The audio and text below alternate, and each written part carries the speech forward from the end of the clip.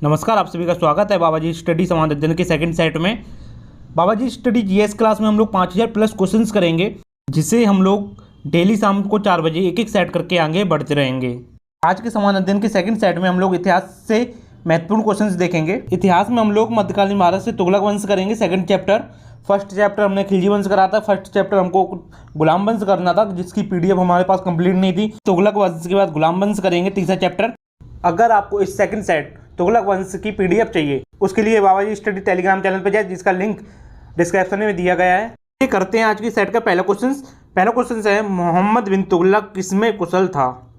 अगर आपको इसका आंसर पता है तो कमेंट्स में अपना आंसर दें, नहीं पता है तो जान लीजिए इसका आंसर डिटेल में। पहले जान लीजिए, मोहम्मद बिन तुगलक ने नई दिल्ली में 1325 से 1351 तक शासन किया। मोहम्मद बिन तुगलक अरबी और फारसी भाषा का विद्वान था तथा खगोल शास्त्र, दर्शन शास्त्र, गणित, तर्कशास्त्र आदि में पारंगत था। पहले नंबर क्वेश्चन का सही आंसर है दर्शन शास्त्र, ऑप्शन डी। मोहम्मद बिन तुगलक किसमें कुशल था? दर्शन शास्त्र में कुशल था। राजमुंद्री अभिलेखों में उसे दुनिया का खान कहा गया है। चलिए देखते हैं 2 नंबर क्वेश्चन। 2 नंबर क्वेश्चन से, यात्री इब्न बतूता कहाँ से आया था? आपको इसका आंसर पता है तो कमेंट्स में दें, अपना आंसर नहीं पता है तो जान लीजिए डिटेल में।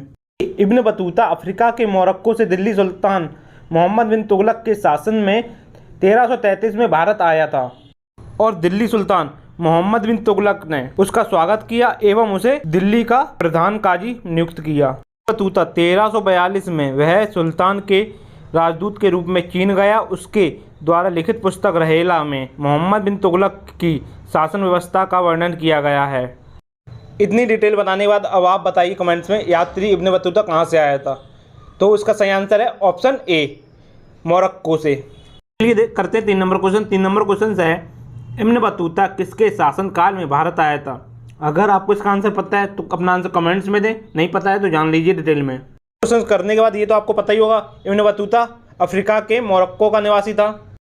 इब्न बतूता की किताब रहेला में मोहम्मद बिन तुगलक की शासन व्यवस्था का वर्णन किया गया है। तो जब समझ लीजिए, जब मोहम्मद बिन तुगलक के शासन व्यवस्था का वर्णन किया है तो मोहम्मद बिन तुगलक के शासनकाल में वो भारत आया था।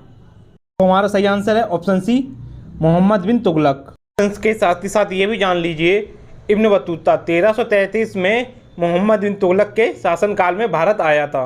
देखते हैं 4 नंबर क्वेश्चन। 4 नंबर क्वेश्चन से, किसने सन 1329 से 1330 ईस्वी के बीच तांबे के सिक्के के रूप में मुद्रा चलाई थी?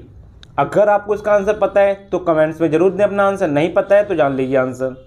देखिए, मोहम्मद बिन तुगलक ने सन 1329 से 1330 ईस्वी के बीच चांदी और सोने के सिक्के को हटाकर तांबे की मुद्रा प्रचलन में लाया।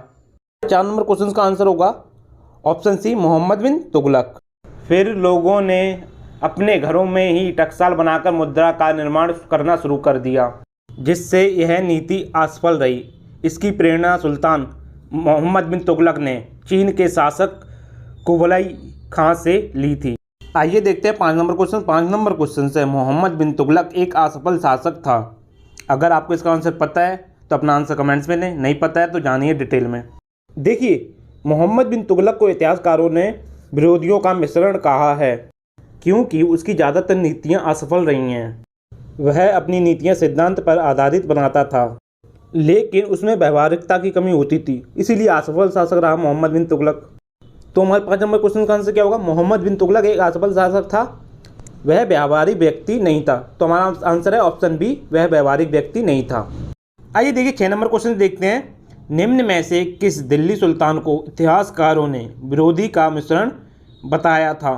सभी ऑप्शंस आपके सामने, अपना आंसर जरूर दें कमेंट्स में, नहीं पता है तो जान लीजिए डिटेल में। देखिए, इतिहासकारों ने मोहम्मद बिन तुगलक को विरोधियों का मिश्रण कहा है। तो हमारे 6 नंबर क्वेश्चन का आंसर हो जाएगा ऑप्शन सी, मोहम्मद बिन तुगलक, क्योंकि इसकी ज़्यादातर नीतियाँ असफल रहीं। मोहम्मद बिन तुगलक अपनी नीतियाँ सिद्धांत पर आधारित बनाता था।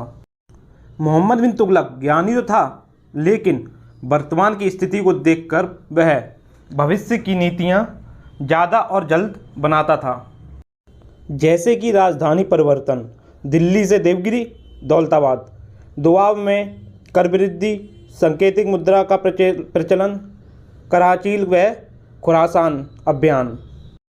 आइए देखते हैं 7 नंबर क्वेश्चन। 7 नंबर क्वेश्चन से दिल्ली के किस सुल्तान ने खैरात विभाग, सरकारी अस्पताल और रोजगार दफ्तर बनवाया था। क्वेश्चन में यहाँ पे सुल्तान के बाद मैं लिखा है, यहाँ पे न होगा। दिल्ली के किस सुल्तान ने खैरात विभाग, सरकारी अस्पताल और रोजगार दफ्तर बनवाया था। इसका आंसर आपको पता है तो अपना आंसर कमेंट्स में दें, नहीं पता है तो जान लीजिए डिटेल में। देखिए, फिरोज शाह तुगलक मोहम्मद बिन तुगलक के बाद सुल्तान बना 1414 से 1451 तक। फिरोज शाह तुगलक के शासनकाल में प्रमुख कार्य दीवाने खैरात, जो असहाय व गरीब की मदद के लिए, दीवाने बागदान, जिसका मतलब दास विभाग, दारुल सफ़ा सरकारी अस्पताल की स्थापना की। तो हमारे 7 नंबर क्वेश्चन का आंसर होगा ऑप्शन ए, फिरोज शाह तुगलक।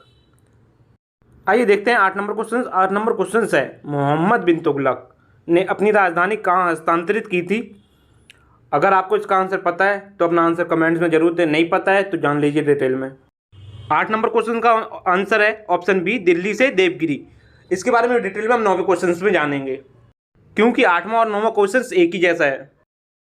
चलिए आइए देखते हैं 9 नंबर क्वेश्चन। 9 नंबर क्वेश्चन है वर्तमान का दौलताबाद, जिसे मोहम्मद बिन तुगलक ने अपनी राजधानी दिल्ली से स्थानांतरित की थी, वह स्थान था। अगर आपको इसका आंसर पता है तो कमेंट्स में आंसर है, नहीं पता है तो जान लीजिए डिटेल में। देखिए, मोहम्मद बिन तुगलक ने अपनी पहली नीति के तहत राजधानी को दिल्ली से दौलताबाद परिवर्तित किया। तो हमारे 9 नंबर क्वेश्चन का आंसर क्या होगा, औरंगाबाद, ऑप्शन बी।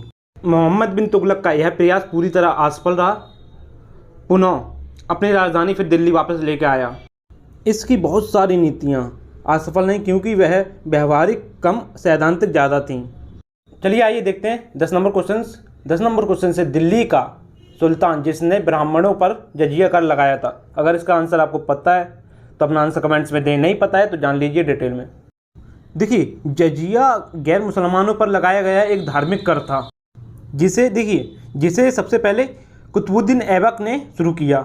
ब्राह्मणों पर जजिया कर फिरोज शाह तुगलक ने लगाया, जिससे हमारा 10 नंबर क्वेश्चन का आंसर क्या होगा, ऑप्शन बी, फिरोज तुगलक। फिर मुगल साम्राज्य में अकबर ने जजिया कर को हटाया, लेकिन औरंगजेब ने पुनः इसे लागू किया था। आइए चलिए देखते हैं 11 नंबर क्वेश्चन। 11 नंबर क्वेश्चन से निम्न में से तुगलक वंश के किस शासक ने चांदी के सिक्कों की जगह तांबे के सिक्कों को प्रचलन में लाया। इसका आंसर आपको पता होना चाहिए, क्योंकि इस क्वेश्चन को मैं 4 नंबर क्वेश्चन में डिस्कस कर चुका हूँ। अगर आपको इसका आंसर पता है तो अपना आंसर कमेंट्स में दें, नहीं पता है तो जान लीजिए। इसका आंसर है ऑप्शन बी, मोहम्मद बिन तुगलक। इसको अगर डिटेल में जानना है तो फिर से 4 नंबर क्वेश्चन देखिए जाके इसी वीडियो में। चलिए करते हैं नेक्स्ट क्वेश्चन, क्वेश्चन नंबर 12। देखिए, लास्ट और 12 नंबर क्वेश्चन का आंसर आपको जरूर देना है कमेंट्स में। इसका आंसर मैं नहीं बताऊंगा, क्योंकि इसका आंसर मैं 9 नंबर क्वेश्चन में डिटेल में बता चुका हूँ। देखिए, 12 नंबर क्वेश्चन से किस शासक ने अपनी राजधानी दिल्ली से दौलताबाद स्थानांतरित की थी।